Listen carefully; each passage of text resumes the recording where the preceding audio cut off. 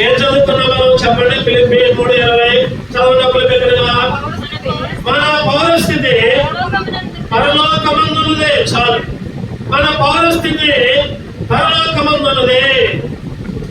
అంటే మన పౌరస్థితి ఈ లోకంలో మీకు అందరికీ ఆధార్ కార్డు ఉంది. ఆధార్ కార్డు లేని వాళ్ళు ఎవరైనా ఉన్నారా? రేషన్ కార్డు లేని వాళ్ళు ఎవరైనా ఉన్నారా? అందరికీ ఆధార్ కార్డు ఉంది, అందరికీ రేషన్ కార్డు ఉంది.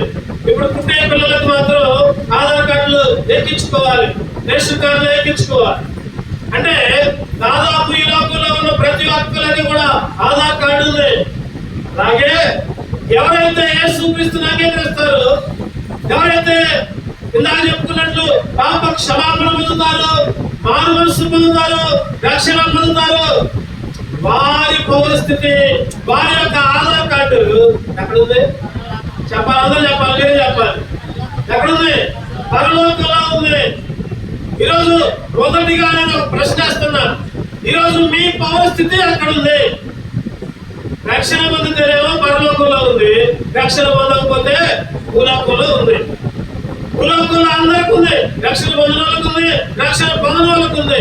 కానీ చనిపోయిన తర్వాత భూలోకంలో ఉన్న ఆధార్ కార్డు మార్పు చెందదు. రక్షణ పొందిన వాళ్ళకి ఆ మార్పు చెందింది, పరలోకంలో పరిస్థితి మారింది. ఈరోజు మనం ఇక్కడ వాళ్ళు కాదు, ఈ లోకంలో వాళ్ళు కాదు. యేసుక్రీస్తు అంటాడు కదా, నేను లోక సంబంధిని కాదు. చూద్దామండి, యోహాను సువార్త 17:14. యోహాను సువార్త 17:14, 98 పేజీ. నీ వాక్యం ఇచ్చి ఉన్నాను, నేను లోక సంబంధిని కాదు, నేను లోక సంబంధిని కాదు. యేసుక్రీస్తు ఈ లోక సంబంధి కాదు. ఈరోజు మనం ఏది మాట్లాడుతున్నా సరే లోక విషయంలో కాదు. లోకంలో అందరూ ఉంటాం, అందరం పుడతాం, అందరం చనిపోతాం. చనిపోయిన తర్వాత రెండు దారులు, ఒకటేమో పరలోకం, ఒకటి నరలోకం. రక్షణ ఉంది, మారు మనసు ఉంది, బాప్తిసం తీసుకుంటే పరలోకంలోకి వెళ్తాం. రక్షణ పొందకుండా, యేసుక్రీస్తుని అంగీకరించకుండా ఈ లోకంలో నీ ఇష్టం వచ్చినట్టు తిని తాగి సంతోషించి జీవిస్తే నరకమే నీ గతి, అగ్నిగుండమే నీ గతి.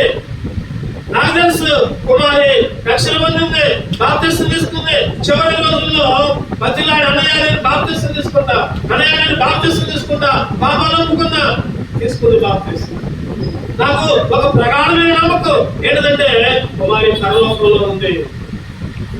ఈరోజు కుమారి లాగా నువ్వు నేను కూడా పరలోకం చేరాలంటే, మన పరిస్థితి పరలోకంలో ఉండాలంటే రక్షణ పొందాలి, బాప్తిసం తీసుకోవాలి. అంతటితో సరిపోదు. చనిపోయేదాకా లోకానికి వేరుగా బతకాలి. లోకంలో కలిసి కాదు.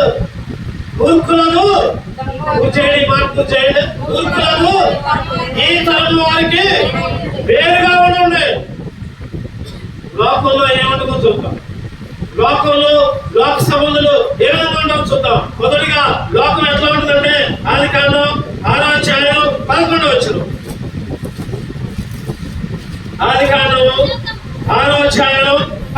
6:11. భూలోకము దేవుని సన్నిధిని చెడిపోయి ఉండను. భూలోకము దేవుని సన్నిధిని చెడిపోయి ఉండను. భూలోకం ఎట్లా ఉంది చెప్పండి? చెడిపోయి ఉంది. ఈరోజు చాలా మందికి చెడు ఎట్లా ఉంటది చెప్పాలి, బైబిల్లో కూడా ఉంది. చాలా మందికి చెడు తీయగా ఉంటది, చెడు ఇంపుగా ఉంటుంది. కానీ లోకము చెడిపోయింది. అదే అధ్యాయంలో 17వ వచనంలో ఉంటుంది. ఆదికాండం 6:17. చివరి మాట చదువుకుందాం. లోకమందున్న సమస్తము చనిపోను. లోక పరిస్థితి ఏంటంటే చెడిపోయింది. లోకంలో ఉన్న ప్రతి ఒక్కరు కూడా చనిపోతారు. అది లోకం పరిస్థితి. ఎవరైతే యేసుక్రీస్తుని అంగీకరిస్తారో వాళ్ళు దానికి వ్యతిరేకం, చెడిపోవడానికి వ్యతిరేకం, బాగుపడతారు. చనిపోవడానికి వ్యతిరేకం, జీవిస్తారు. లోక సమస్య, లోకంలో ఉంటే చనిపోతాం, లోకంలో ఉంటే చెడిపోతాం. లోకానికి వేరుగా ఉండు, యేసుక్రీస్తు యేసుక్రీస్తుని అంగీకరించు, మంచివాడిగా మారుతావు. మంచివాడిగా మారటం మాత్రమే కాదు, ఇంకా పరలోకంలో నిత్య జీవంతో నిత్యము నువ్వు యేసుక్రీస్తు కుడి పార్శ్వంలో జీవిస్తూ ఉంటావు. మొదటిగా లోకం చెడిపోయింది, లోకంలో ఉన్నందరూ కూడా చనిపోతారు. యేసుక్రీస్తుని అంగీకరిస్తే బ్రతుకుతారు, నిత్య జీవం పొందుతారు, పరలోకములో ఉంటారు. రెండో చూడండి, మొదటి సమయాలు 2వ అధ్యాయం 10వ వచనం. మొదటి సమయాలు లోకంలో పరిస్థితి ఏంటి? మొదటి సమయాలు 2:10.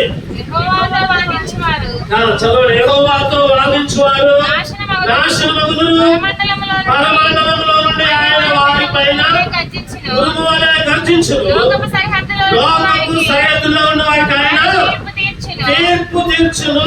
లోకంలో తీర్పు ఉంటుంది. చెప్పండి, లోకంలో ఏముంటుంది? ఒకటోది లోకం చెడిపోయింది, లోకంలో ఉన్న వాళ్ళందరూ చెడిపోతారు. రెండోదిగా లోకంలో తీర్పు ఉంటుంది. నువ్వే పని చేస్తే ఆ పనికి తీర్పు పొందుతారు. వారి క్రియలు చొప్పున. చెప్పండి, వారి క్రియలు. నువ్వే పని చేస్తే దానికి ప్రతిఫలం లభిస్తావు. ఇక్కడ పాపంతో ఉన్నావు అనుకోండి, ఇక్కడ అసూయతో ఉన్నావు అనుకోండి, అదే అసూయ నీ మీదకి వచ్చింది. నువ్వు కత్తి పెట్టుకున్నావు అనుకోండి, ఆ కత్తితోనే నువ్వు చచ్చిపోతావు. జాగ్రత్త, మోసపోకుడి. దేవుడు వెక్కిరింపువాడు. నువ్వే విత్తనం విత్తుతావో అదే పంటను నువ్వు కోస్తావు. నువ్వు మంచిగా ఉంటే మంచివాడిగా ఉంటావు, నువ్వు చెడిపోతే నువ్వు కూడా చెడ్డవాడిగా ఉంటావు. అదే తీర్పు, అదే తీర్పు. కీర్తనలు 9వ అధ్యాయం 8వ వచనం. లోకానికి తీర్పు ఉంటుందంట. కీర్తనలు 9:8 చదవండి.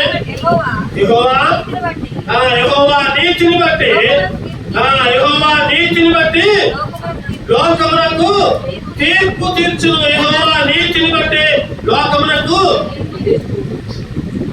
లోకం ఏంటి? లోక పరిస్థితులు ఏంటి చెప్పుకుంటాం. ఒకటోది, లోకంలో ఉంటే చెడిపోవటమే, లోకంలో ఉంటే చనిపోవటమే. రెండోది, లోకంలో తీర్పు ఉంటుంది. లోకంలో జాగ్రత్త జాగ్రత్త. ఏదో ఒక రోజు మన న్యాయ దేవత లేకపోతే న్యాయాధిపతి దగ్గర నిలబడతావు. ఏమంటాడు చెప్పండి? నిలబడి, గొర్రెలారా విట్రాన్ని అంటాడు, మేకలారా మీ కొరకు సిద్ధపరచబడిన నరకంలోకి పోండి, గొర్రెలారా మీ కొరకు సిద్ధపరచబడిన పరలోకంలోకి వెళ్ళండి. గొర్రెగా ఉంటావా, మేకగా ఉంటావా? గొర్రెగా ఉంటే పరలోకం, మేకగా ఉంటే నరకం, తీర్పు. రెండవది, 3వ చూద్దామంటే లోకంలో మత్తయి సువార్త 18వ అధ్యాయం 7వ వచనం క్లుప్తంగా ధ్యానించుకున్నాం. మత్తయి సువార్త 18:7. అభ్యంతరముల వలన లోకమునకు శ్రమ. చాలు, అభ్యంతరముల వలన లోకానికి ఏంటంట? శ్రమ. లోకంలో శ్రమ, కష్టం, ఇబ్బంది, ఇరుకు. లోకంలో సపోర్టు. ముఖ్యంగా యేసుక్రీస్తుని అంగీకరించిన వాళ్ళకి లోకంలో నెమ్మది ఉండదు, లోకంలో సంతోషం ఉండదు, లోకంలో శ్రమ. యేసుక్రీస్తుని అంగీకరించి లోకంలో సంతోషంగా ఉన్నావంటే నా అర్థం ఏంటో తెలుసా? నువ్వు సైతాన్లో ఉన్నట్టు. ఆయన సంతోషంగా ఉన్నా, నాకన్నీ బాగా కలిసి వస్తున్నాయి అని లోకంలో ఉండి నువ్వు ఆ మాట అన్నావంటే నువ్వు దేవుళ్ళ పూర్తిగా లేవన్నమాట. ఎవరైతే యేసుక్రీస్తులో కలిగి ఉంటారో, యేసుక్రీస్తుని కలిగి ఉంటారో, యేసుక్రీస్తులో విశ్వాసంలో అభివృద్ధి చెందుతారో వాళ్ళు శ్రమ పడతారు. వాళ్ళ కుటుంబాలు కష్టాల పాలైతే, వాళ్ళకి అవమానాలు, వాళ్ళకి దుఃఖాలు, వాళ్ళ కన్నీరు. లోకంలో శ్రమ, లోకంలో ఉంది శ్రమ ఉంది. అందుకని యేసుక్రీస్తు అంటాడు కదా, యోహాను సువార్త 16:33 చదవండి. యోహాను సువార్త 16:33. ఆయన మీకు సమాధానం కలిగినట్లు ఈ మాటలు మీతో చెప్పుచున్నాను, లోకంలో మీకు శ్రమ కలుగును. చాలు, లోకంలో మీకు లోకంలో శ్రమ. అందుకే యేసుక్రీస్తుని అంగీకరించిన వాళ్ళకి శ్రమ వచ్చినా, కష్టం వచ్చినా, ఎవరైనా ఏదన్నా అన్నా కూడా ఏమంటారు తెలుసా? అవన్నీ నాకు తీరలే అంటారు. అదే యేసుక్రీస్తుని అంగీకరించకపోతే ఎవరైనా ఏదంటే చెప్పండి, మనం ఇంకో 4-5 మాట్లాడు. యేసుక్రీస్తుని అంగీకరించిన వాళ్ళు నువ్వేననుకో అవన్నీ నాకు ఇవన్నీ అంటారు. ఈరోజు లోకంలో ఉంటే శ్రమ, లోకంలో ఉంటే చనిపోతాం, లోకంలో ఉంటే చెడిపోతాం, లోకంలో ఉంటే తీర్పు వచ్చింది. చూడండి, నాలుగుగా లోకంలో ఇంకేముంది? యోహాను సువార్త 8వ అధ్యాయం 12వ వచనం. యోహాను సువార్త 8:12.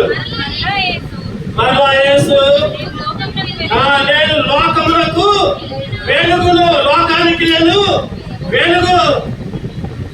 అంటే లోకం ఎటువంటి స్థితిలో ఉందంటే చీకట్లో ఉంది. లోకం ఎటువంటి స్థితిలో ఉంది? చీకట్లో ఉంది. కాబట్టి యేసుక్రీస్తు అంటున్నాడు, నేను లోకానికి వెలుగు. లోకంలో చీకటి ఉంది. లోకంలో ఏముంది? చీకటి ఉంది. మరి పరలోకంలో చెప్పండి, పరలోకంలో ఏముండదు? వెలుగు ఉండదు, చీకటి ఉండదు, రోగం ఉండదు, ఆకలి ఉండదు, తప్పికుండదు. యేసుక్రీస్తే నీ పక్కన కూర్చొని నీ కష్టాన్ని అంతా తీరుస్తాడంట. నువ్వు కన్నీరు కాస్తుంటే నీ కన్నీటి బిందువుల్ని ఏం చేస్తాడు? ఇస్తాడు. ఆయనే తుడిసి వేస్తాడు. ఒక పాట ఉంది మనకి, ఏదో మాట చెప్పండి. ఆకలి దాహము ఉండనే పాడదాం అందరూ. ఆకలి దాహము ఉండనే ఉండవు, చీకటి రోగము ఉండనే ఉండవు. ఆకలి దాహము ఉండనే ఉండవు, చీకటి రోగము ఉండనే ఉండవు. ప్రభువైన దేవుడే వారితో నివసించును, ప్రభువైన దేవుడే వారితో నివసించును. కన్నీటి బిందువులను తాని తుడిచివేయును, కన్నీటి బిందువులను తాని తుడిచివేయును.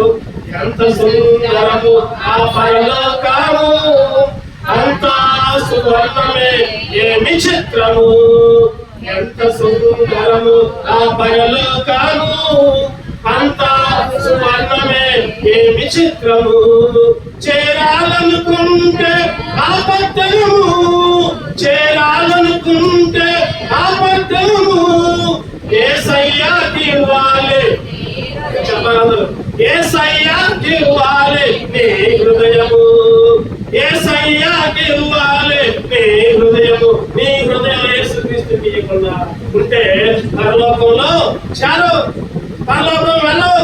నీ హృదయంలో లోకం ఉండే, నీ హృదయంలో సైతం ఉండే, నీ హృదయంలో భూత్మార్కులు ఉండే, నీ హృదయంలో సినిమాలు ఉండే, నీ హృదయంలో సీరియల్ ఉండే, నీ హృదయంలో మొబైల్ ఫోన్లు ఉండే, వ్యభిచార ఆలోచనలు ఉండే, పాపం ఉండే, అన్ని ఉండే.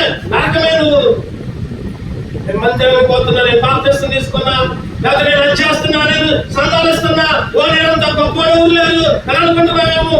నాలాగా ప్రసంగాలు చేస్తారు, నాలాగా పాటలు పాడతారు, నాలాగా ఎవరు ప్రార్థన చేస్తారు అని అనుకుంటున్నామేమో. అంత వేషధారణ గుర్తుపెట్టు. వేషధారణ జీవితం నేను నరకానికి తీసుకెళ్ళింది. స్నేహితురా, రాత్రికాల సమయంలో చీకటి లేదు, రోగం లేదు, ఆకలి లేదు, తప్పిక లేదు. అటువంటి పరలోకంలోకి నువ్వు వెళ్ళాలంటే యేసుక్రీస్తుకి నీ హృదయాన్ని ఇవ్వాలి. యేసుక్రీస్తుకి నీ హృదయం ఇవ్వాలి. నువ్వు 5 పైసలు కూడా ఎక్కర్లా, నువ్వు సందాలు ఇవ్వకపోయినా పర్వాలా, లేదా ఇంకేం చేయకపోయినా పర్వాలా, నీ హృదయాన్ని ఇయ్యి. ఉన్న పాటలే కొంతమంది అంటారు కదా, నువ్వు ఎక్కడికి పోయి ముందుకు, ఎక్కడికి పోయి ముందుకు, లేదా అక్కడ 1000 పదాలు, లేదా సందాలు ఇయ్యి. యేసుక్రీస్తు అంటున్నాడు, ఇవన్నీ నాకొద్దు. ఆయన ఏం కోరుకుంటున్నాడు తెలుసా? నీ పాప హృదయాన్ని కోరుకుంటున్నాడు. కానీ మంచి హృదయాన్ని కాదు ఆయన కోరుకునేది. చాలా మంది మంచి కోరుకుంటారు. చెప్పండి, మామిడికాయలు కొనుక్కోవాలనుకోండి, లేదా కూరగాయలు కొనుక్కోవాలనుకోండి, ఏం చేస్తారు? మంచి అనుకుంటారు. కొద్దిగా ఉన్నా సరే నాకు ఇది ఉందంట. కానీ యేసుక్రీస్తు ఏమడుతున్నాడు తెలుసా? నీ పాపపు హృదయాన్ని, నీ కల్మషమైన, నీ అపవిత్రమైన, నీ దుర్మార్గమైన హృదయాన్ని కోరుకుంటున్నాడు. రాత్రికాల సమయంలో యేసుక్రీస్తుకి నీ హృదయాన్ని పరలోకంలో చేరతాడు. లోకంలో ఏముంది చెప్పండి? చీకటి. ఆ చీకటి పోవాలంటే యేసుక్రీస్తుకి నీ హృదయాన్ని చూడండి. 5వదిగా లోకంలో ఇంకేముంది? రోమీయులకు రాసిన పత్రిక 5వ అధ్యాయం 12వ వచనం. రోమీయులకు రాసిన పత్రిక 5వ అధ్యాయం 12వ వచనం. ఇట్లుండగా ఒక మనిషి ద్వారా పాపము ద్వారా మరణమును లోకంలో ఎలాగూ ప్రవేశించును. చాలు. లోకంలో ఏముందంటే పాపం ఉంది. లోకంలో ఏముంది? పాపం. లోకంలో పాపం ఉంది. ప్రియమైన స్నేహితుడా, నీ కనపడేదంతా ఈ లోకంలో ఏది చేసినా అంతా పాపంతో ఆలోచన అంత పాపమే. ఆ పాపం ఏం కలుగజేస్తుందంటే దుఃఖాన్ని కలుగజేసింది. ఆ పాపం ఏం కలుగజేస్తుందంటే దుఃఖాన్ని కలుగజేస్తుంది. ఆ పాపం వల్ల వచ్చే జీతం మరణం. ఆ పాపం వల్ల వచ్చే జీతం మరణం. అందుకనే 1 కొరింథీ 7వ అధ్యాయం 10వ వచనం. 1 కొరింథీయులకు రాసిన పత్రిక 7వ అధ్యాయం 10వ వచనం. 1 కొరింథీయులకు రాసిన పత్రిక 7వ అధ్యాయం 10వ వచనం. మరియు పెళ్లి అయిన వారికి నేను కాదు ప్రభువే ఆజ్ఞాపించుదేమనగా భార్య భర్త 2 కొరింథీ 7వ అధ్యాయం 10వ వచనం. 2 కొరింథీయులకు రాసిన పత్రిక 7వ అధ్యాయం 10వ వచనం. దైవ చిత్తానుసారమైన దుఃఖము రక్షణాత్మకమైన మారు మనసును కలగజేయును. ఈ మారు మనసు దుఃఖమును పుట్టించును. ఈ మారు మనసు ఏం పుట్టించింది చెప్పండి? దుఃఖాన్ని పుట్టించింది. ఈ మారు మనసు దుఃఖాన్ని, అంటే లోకంలో పాపం ఉంది, పాపం వల్ల మరణం ఉంది, ఆ మరణం వల్ల దుఃఖపడతావు. యేసుక్రీస్తుని అంగీకరిస్తే చెప్పండి, దుఃఖం పోతే, కన్నీరు పోతే,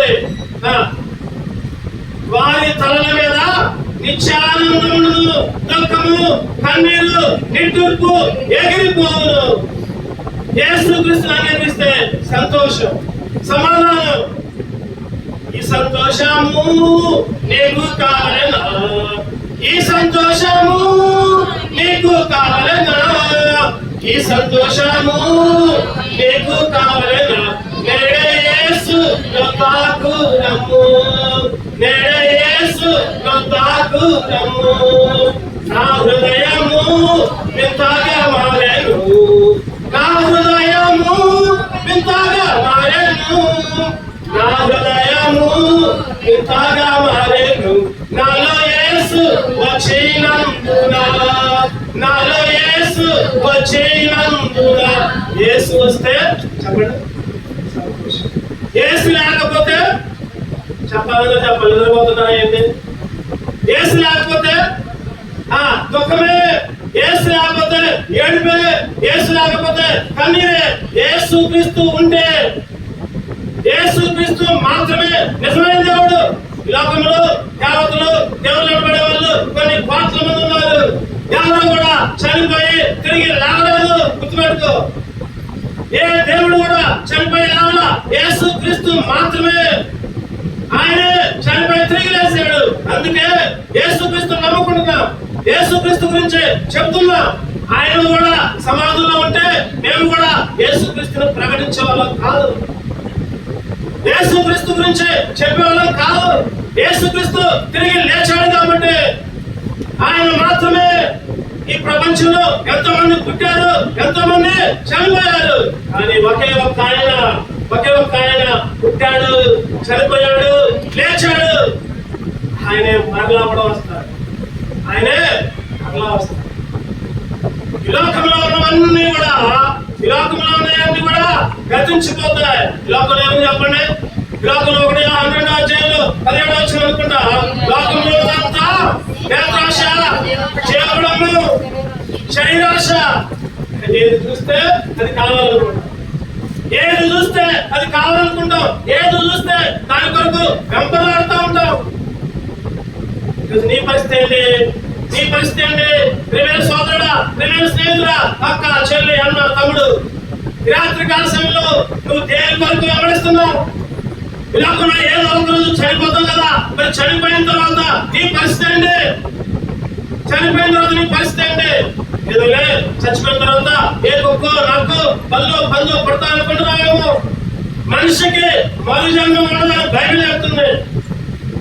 ఒక్కసారే పుడతారు, ఒక్కసారే చనిపోతారు. నువ్వు మంచిగా ఉంటే యేసుక్రీస్తుని అంగీకరిస్తే పరలోకం, లేకపోతే నరకమే, అగ్నిగుండమే. మళ్ళా పుట్టడం అంటే ఉండదు. గుర్తుపెట్టుకోవాలి. లోకంలో ఎవరు చెప్పండి? ఒకటి, లోకం చెడిపోయింది, లోకంలో అందరూ కూడా.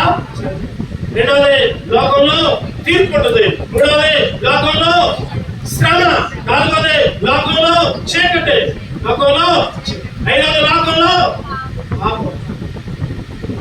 వీటన్నిటిని విడిచిపెట్టి నీ ఆధార్ కార్డు మార్చు. ఈ ఆధార్ కార్డుని ఎట్లా మారింది చెప్పండి. ఈ లోపల ఆధార్ కార్డు మారాలంటే ఏం చేయాలి? బాగా తెలుసు మీకు. ఆధార్ కార్డులో డేట్ ఆఫ్ బర్త్ లేకపోతే ఇంకా పేర్లు మార్చుకోవాలంటే పోస్ట్ ఆఫీస్ దగ్గరికి వెళ్తాం. పరలోకపు ఆధార్ కార్డు నీకు రావాలంటే రక్షణ, మానవసు, బాప్తిసం. నీ పరిస్థితి పరలోకానికి మార్చుకో. ఈ సందర్భంలో నేను ఒక మాట చెప్తాను కుమారి గురించి. కుమారి మంచి పోరాటం. చెప్పండి, ఈ పోరాటం మంచి పోరాటం. బైబిల్ ఒక మాట చూద్దామండి. 2 తిమోతి 4:7 5 నిమిషాల్లో ముగించుకుందాం. 2 తిమోతి 4:7 మంచి పోరాటము పోరాడితేనే నా పరుగు కడముట్టించుతనే విశ్వాసమును కాపాడుకుంటునే మరి ధైర్యంగా ఉంది. ధైర్యంగా చెప్పింది, నేను మంచి పోరాటం పోరాడా, నా పరుగు కడముట్టించా. పోరాటం. పరుగు పందెం ఉందనుకోండి ఎట్లా గీతలకి ఇస్తారు. ఇక్కడ గీతకిస్తారు, అక్కడ గీతకిస్తారు. ఎవరైతే ముందాడతారో వాళ్ళకే ప్రైజ్, వాళ్ళకే కిరీటం. ఈ పరుగు పందెంలో 4 అంశాలు చెప్పదలుచుకోండి. ఒకటోది పరుగు పందెంలో పాల్గొవాలంటే ఒకటోది ఏం చేయాలి చెప్పండి? గీత మీద నిలబడాలి. ఆత్మీయంగా గీత మీద నిలబడటం అంటే ఏంటో తెలుసా? ఈరోజు పరుగు పందెంలో పార్టిసిపేట్ చేయాలంటే, పాల్గొనాలంటే గీత మీద రావాలి. బిగిన్ ది రేస్ అంటే పరుగు పందాన్ని ప్రారంభించడం అంటే రక్షణ పొందడం, బాప్తిసం తీసుకుంటాం. ఇంకా చాలా మంది పరుగు పందెంలో పాల్గొనట్లా, పరుగు పందానికి దూరంగా ఉంటున్నారు.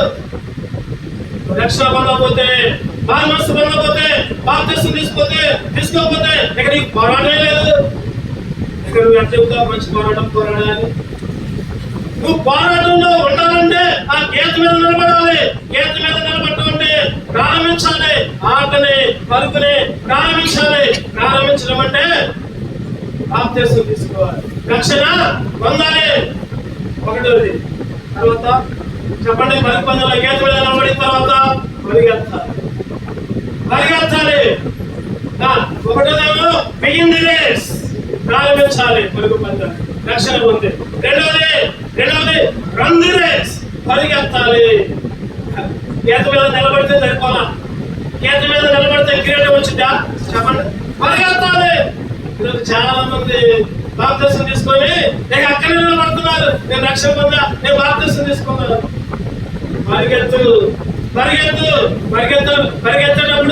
పరిగెత్తేటప్పుడు చాలా ఆటంకాలు వస్తాయి, చాలా కష్టాలు వస్తాయి, కాళ్ళ నొప్పులు వస్తాయి, లేకపోతే మనకంటే ఎనపడి ముందు పోతాడు, లేకపోతే ఎదురు దెబ్బతలేదు. అయినా కూడా ఏం చేయాలంటే చెప్పండి, ఏం చేయాలి? పరిగెత్తిన తర్వాత గెలవాలి. పందాన్ని గెలవటం అంటే నువ్వు చనిపోయేదాకా యేసు క్రీస్తులో ఉండాలి. మధ్యలో చనిపోకూడదు. ఆదివారం వస్తే ఆదివారం దాకా బయటలు చదువుకోకుండా, ప్రార్థన చేసుకోకుండా ఉంటే నువ్వు ఎండిపోతావు. చెప్పండి, ఒక చెప్తున్నాడు అనుకోండి, రోజు ఏం చేస్తాం? నీళ్లు పోస్తాం. అదేవిధంగా ఆత్మీయంగా నువ్వు రక్షణ పొందితే రోజు వాక్యం అనే నీళ్లు పోసుకోవాలి. వాక్యం అనే ఆహారం తీసుకోవాలి. బయట చదువుకోకుండా, ప్రార్థన చేసుకోకుండా, ఏదో ప్రార్థన ఆదివారాలప్పుడు, లేకపోతే ఇంకెప్పుడు సంవత్సరానికి ఒకసారి 2 సార్లు అట్లా కాదు. ప్రతిరోజు వాక్యం అనే ఆహారాన్ని తీసుకోవాలి. అదే రన్ ది రేస్. ఆ రేసులు నువ్వు గెలుస్తావు. హిందీ రేస్. మూడోది ఏంటంటే చెప్పండి. ఒకటోది బిగిన్ ది రేస్, ప్రారంభించాలి. రెండవది పరిగెత్తాలి. మూడవది గెలవాలి. చివరిగా 4వది ఏంటో తెలుసా? నీ కొరకు నీతి కిరీటం. గెలిచిన తర్వాత నీ కొరకు నీతి కిరీటం, నీకు ఒక బహుమానం. ఆ పరిగెత్తున్నప్పుడు అటు ఇటు చూడకూడదు. వాళ్ళు బాగున్నారు, వీళ్ళు బాగున్నారు. యేసుక్రీస్తుని అంగీకరించమైనా వాళ్ళ ఇల్లు బాగుంది. వాళ్ళు బాగా అభివృద్ధిలోకి వస్తున్నారే, ఎన్ని చూడకూడదు. యేసు వైపు చూచుచు. ఎబ్రీయులకు రాసిన పత్రిక 12వ అధ్యాయం 2వ వచనం చూస్తే సులువుగా చిక్కులు పెట్టు ప్రతి పాపం నుండి. చదవనమాట. ఎబ్రీయులకు రాసిన పత్రిక 12వ అధ్యాయం 2వ వచనం. ఇంత గొప్ప సాక్షి సమూహము మేఘము వలె మనల్ని ఆవరించి ప్రతి భారమును సులువుగా చిక్కులు పెట్టి పాపమును విడిచిపెట్టి విశ్వాసమునకు కర్తయు దానిని కొనసాగించువాడునైనా యేసు వైపు చూచుచు. చాలు. మరి ఎదుట ఉంచబడిన పందెములు ఓపికతో పరిగెత్తు. యేసు వైపు చూడు. లోకం వైపు కాదు, డబ్బు వైపు కాదు, ఆస్తుల వైపు కాదు, బంధువుల వైపు కాదు, ఆచారాల వైపు కాదు, కులాల వైపు కాదు. చెప్పండి, చూడాలి. యేసు వైపు, యేసు క్రీస్తు వైపు చూస్తూ ఓపికతో పరిగెత్తు. అప్పుడే నీకు బహుమానం, అప్పుడే నీకు బహుమానం వస్తుంది. పలుకు పందం అంటే మామూలు విషయం కాదు. యేసు క్రీస్తు నగరం నుంచి పరలోకం పోవడం అంటే అది మామూలు విషయం కాదు. బాప్తిసం తీసుకోవాలి. తర్వాత యేసు క్రీస్తు వైపు చూసుకుంటూ పరిగెత్తాలి, గెలవాలి. గెలిచిన తర్వాత బహుమానం పొందాలి. అదే పరలోకం. ఇవన్నీ లేకుండా అసలు పరుగు పందెంలోనే పాల్గొకుండా నాకు ప్రైజ్ రావాలి అంటే ఏమంటారు చెప్పండి? ఏమంటారు? పిచ్చోడు రా అంటారు, వీడెవరా అంటారు. వీడు పరుగు పందెంలో పాల్గొనగానే ఏం కావాలంట? బహుమానం కావాలంట. ఇంకా నువ్వు పరుగు పందెంలో అసలు ప్రారంభంలోనే ఉన్నావా? అసలు ప్రారంభమే లేదా?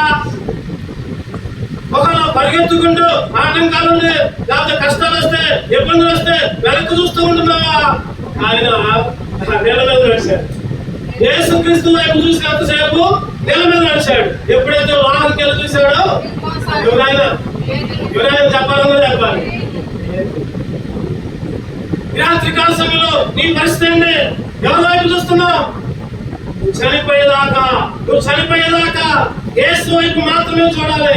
కష్టం వచ్చినా, నష్టం వచ్చినా, అవమానం వచ్చినా, నిందలు వచ్చినా, ఇబ్బందులు ఎదురైనా లోకం వైపు చూడద్దు, లోక ఆశ వైపు చూడద్దు.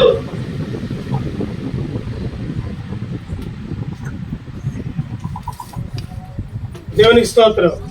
స్తుతియు మహిమ ఘనత నీకే యుగయుగము ఉచ్చారించి సంతోషించదము. మేమందరము ఉచ్చారించి సంతోషించదము. కొనియాడెదము మరువబడని మేలులు చేసినది. కొనియాడెదము మరువబడని మేలులు చేసినది. దేవుడు మనకు ఎన్నో మేలు చేశాడు. చాలా మంది నిద్రపోతున్నారు. పరుగు పందెంలో పాల్గొని లైన్ లో నిలబడి అందరూ పరిగెత్తుతుంటే నిద్రపోతున్నారు. నిలబడి బహుమానం కొరకు ఎదురు చూస్తున్నా. ఒక బాగా నిద్రపోతున్నారు. రూపంలో చెప్తాను, బాగా నిద్రపోతుందంట. ఎక్కడికి పోయిన నిద్రే, ప్రాంతానికి పోతే నిద్ర, ఇంట్లో ఉండే నిద్ర, ఎక్కడికి పోయిన నిద్రే. డాక్టర్ గారి దగ్గరికి పోయిందంట. అడిపోయింది చెప్పండి, అడిపోయింది. డాక్టర్ గారు నాకు నిద్ర వస్తున్నాయా, ఏం చేయాలయ్యా అడుగుతాడు. ఆ డాక్టర్ గారు అన్నారంట, అమ్మా నీది మామూలు నిద్ర కాదమ్మా, నీకు మామూలు నిద్ర కాదు. నువ్వు ఒక పని చేయి, నీకు నిద్ర రాకుండా ఉండాలంటే ఒక మీటింగ్ పోయి వాళ్ళు కూర్చొని వాళ్ళు చెప్పేది జాగ్రత్తగా, అప్పుడు నిద్ర రాదు అన్నాడు. ఏమన్నా డాక్టర్ గారు? మీటింగ్ పోయి జాగ్రత్తగా విను అన్నాడు. ఆమె ఏం చేసింది? మీటింగ్ వచ్చింది. ఎప్పుడు తాగానే గోడ కానుకొని కూర్చుంది. అయినా కానీ ఏమొస్తుంది? అప్పుడు నిద్ర వస్తూనే ఉంది. ఆ పాస్టర్ గారు వాక్యం చెబుతున్నారంట పైన. నోవాహు అట్లు చేసెను అని చెప్పాడంట. ఏమని చెప్పాడు? నోవాహు అట్లు చేసెను, ఆ విధంగా ఉన్నాడు. దేవుడు చెప్పింది అంతా చేశాడు. నోవాహు పరలోక రాజ్యానికి నీతిమంతుడిగా ఉన్నాడు. సడన్ గా వెలుకొచ్చిందంట. ఒకటే మాట పడిందంట, ఏమని అట్లు చేసినా నిలబడిందంట. అట్లు చేస్తే పరలోక రాజ్యం. ఒక్కసారి వెలుకొచ్చింది. అబ్బా పరలోక రాజ్యం పోవాలంటే ఏం చేయాలి? చెప్పాలి. పరలోక రాజ్యం పోవాలంటే ఏం చేయాలి? అట్లు చేయాలి. ఇంటికి పోయిందంట, పిండి కలిపిందంట. ఓ పట్టుతో కూర్చొని ఇద్దరు కలిసి ఓ చిన్న పేస్ట్ అట్లు తీసుకొని ఆ పాస్ట్ గారింటికి పోయారు. ఆడిపోయారు ఫాస్ట్ గారింటికి పోయారు. ఇక గారు అట్లు చేస్తే పరలోక రాజ్యం ఉన్నారు కదా, ఇగో అట్లు నేను మా ఆయన ఇద్దరు అట్లు తెచ్చాం, తీసుకోండి పరలోక రాజ్యాన్ని ఇవ్వండి అన్నారు. అమ్మా ఈ లోకము ఈ అట్లు కాదు చేసేది. ఈ అట్లు కాదు, దేవుని చిత్తం ప్రకారం చేయాలి. అట్లు అంటే నువ్వు రక్షణ పొందాలి. అట్లు అంటే నువ్వు మానసు పొందాలి. అట్లు అంటే నువ్వు పాప క్షమాపణ పొందాలి. అట్లు అంటే చనిపోయేదాకా దేవునితో ఉండాలి. అప్పుడే పరలోక రాజ్యం. అయ్యో ఎంత తెగమాకుందా దీంట్లో అన్నాడు. ఈరోజు చాలా మంది ఒక మాటే అట్లు అనేది పట్టుకుంటారు, అసలు మర్చిపోతాం. విరాకుల్లో పరలోక రాజ్యంలో పోవాలంటే రక్షణ పొందాలి, పాపాన్ని ఒప్పుకోవాలి, మానసు పొందాలి. అప్పుడు రక్షణ, అప్పుడు బాప్తిసం. తర్వాత యేసు వైపు చూచుచు పలుకు పందులో ఓపికతో పరిగెత్తు. మంచి పోరాటం.